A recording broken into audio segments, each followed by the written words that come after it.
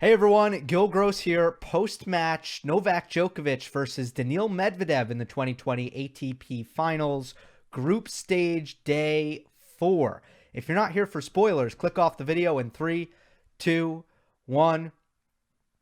A statement win by Daniil Medvedev over the world number one 6-3, 6-3. He's really built himself up some momentum here at the end of the season, regardless of what happens from here on out. Medvedev has in some ways salvaged what was an underwhelming 2020 given his extraordinarily high expectations. So let's get into this match with Djokovic, a very impressive one from Daniil Medvedev. This was what I consider to be a physical KO by the Russian. I felt this match was very much about physical and mental when it comes as it relates to shot tolerance. So I want to define this term shot tolerance because sometimes I use it and I see people in the comments say, Gil, what the heck is that? And I also see some people with different definitions than the one that I intend to be using. When I say shot tolerance, it is how many balls can a player play in a rally without before they before their shot selection deteriorates is the best way I can put it.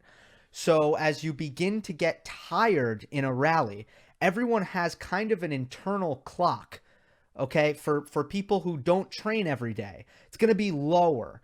And after the sixth shot, the seventh shot, your internal clock is going to start to be going off, and it's going to be, okay, how can I finish this rally? I really can't keep going like this. I'm too tired to continue to play this rally.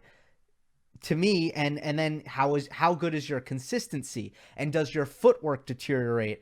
Because how tired do you get physically within the rally also comes into play. Sometimes players can have low shot tolerance just because they are not consistent from the ground, and it doesn't have to do with their ability to hold up physically, right? So it's how many balls can you play in a rally error-free with your regular shot selection. And this is where Medvedev got his initial edge over Djokovic. It was midway through the first set. What happened in this match is they locked horns. They locked horns, and it was an unbelievably grueling first 7 games of the match. It took 40 minutes for Djokovic and Medvedev to play the first 7 games of this match. Here's the reality about these two players. Their defense is elite, and it is superior to their offense, both of them.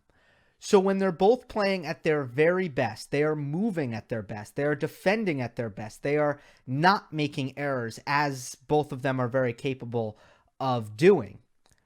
These rallies go for days. They are long. They are physically extraordinarily taxing because they struggle to finish each other. They struggle to end points. And for 7 games, we saw them collide and play gruesomely physical rallies. Very, very long rallies. And it was not sustainable. It never is. You just can't do what they were doing through the first 40 minutes of the match. You can't physically do that for 2 hours. There's going to be a let-up. Someone is going to deteriorate at a certain point, mentally or physically. And by the way, the reason mental and physical are related is because everyone is able to push themselves to different extents and different levels. And motivation even comes into play. Novak is willing to, and any player for that matter, is willing to suffer more, to put themselves through more pain if they are highly motivated. If it's a Grand Slam final, for example, versus, let's say if this were an ATP 500. So even though a player might have a certain level of physical fitness, how much are they willing to push also matters here. When it comes to, again, back to shot tolerance, how high your shot tolerance is going to be. So at 3-all, the sixth game of the match. Oh, and I've been saying 7 games. Oh, no. Yes, because this was the 7th game. Excuse me. So in this 7th game, this game takes 11 minutes. And Djokovic is serving. When this game at 3-all gets to deuce, Novak was ahead in long rallies, 5-3 in rallies over 9 shots.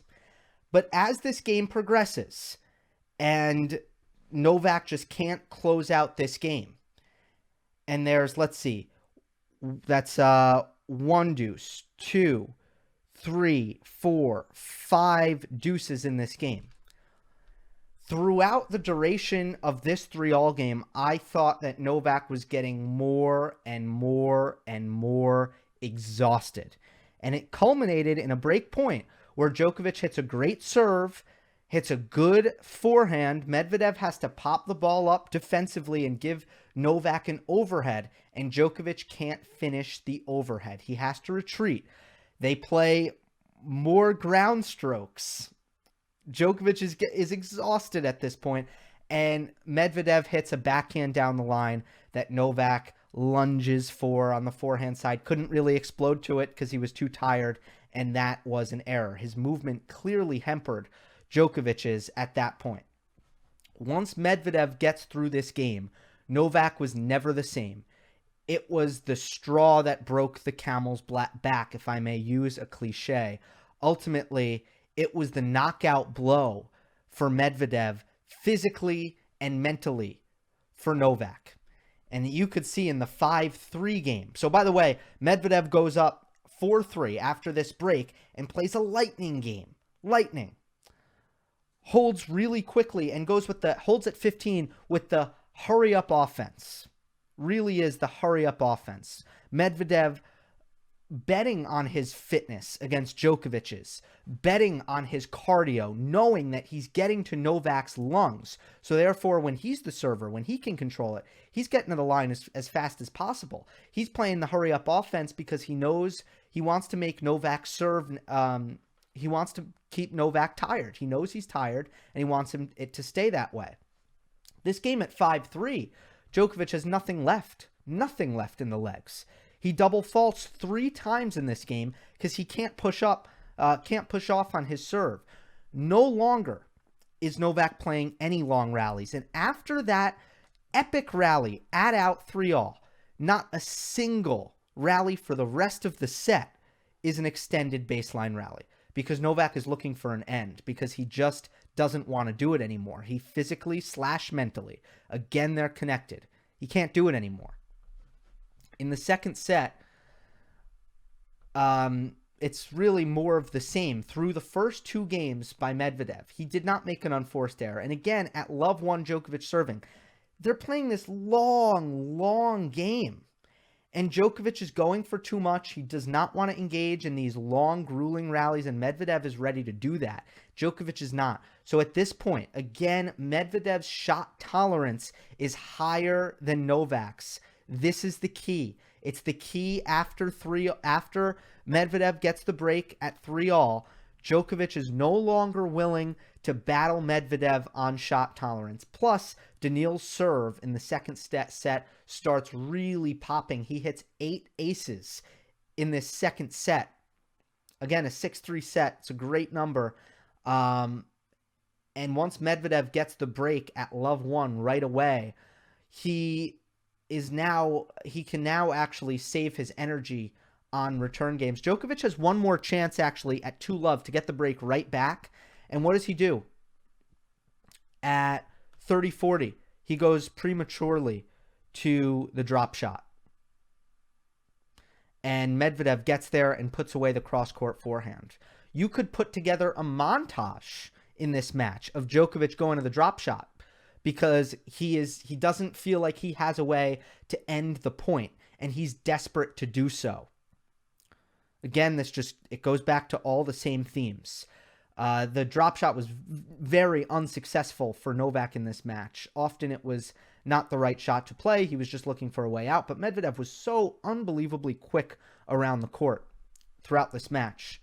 Medvedev hits 2 aces after saving that break point at 2-love. Again, from 3-love, Medvedev is in such an advantageous position. His service games are easier than Novak's because he's serving a lot better. When he needs to save energy on return games, he does. That way he knows he has that extra reserve for his service games. If he needs to play long, he will. He's making sure that if Novak comes back, he's not going to get tired. And he puts away, a masterful performance. But he really won it in the first 7 games. He really KO'd Novak in the first 7 games. So unforced errors. Medvedev 6 at the end of the match. Djokovic 16.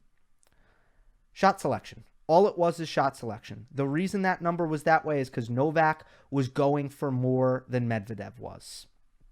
I wonder what the unforced error count was in the early going of the match. That would be interesting. Djokovic also didn't hit his second serve well, winning 29% of points on his second serve and oftentimes hitting it a lot slower than he did against Diego Schwartzman. Not sure what was up with that. One more thing to illustrate the shot tolerance point before I wrap this up. Rallies under 5 strokes. Even with Medvedev's tremendous serving, Djokovic did all right. Medvedev won 20 points. Djokovic won 19 points. So the short points did not make the difference. It was the long ones. Rallies 5 shots and above in the first set were 18-10 Medvedev. Now, let me correct myself because I made a small error just now. That was the first set when shot tolerance, when Djokovic was really locked in, and by the end, it was shot tolerance that was the difference. By the second set, Medvedev's serve was so dominant that he actually won even the short rallies. So that was just the first set, illustrating how eventually Djokovic's shot tolerance cracked. And Medvedev literally physically beat him into a place of submission, physically and mentally. Just with the consistency, the defense, the deep trading, and the willingness to play long rallies and suffer. All right, so that to me was how this match went down. Remember, for coverage throughout the tournament, you can follow me on Twitter. @GillGross is the handle. Hope you enjoyed. Don't forget to subscribe, and I'll see you next time.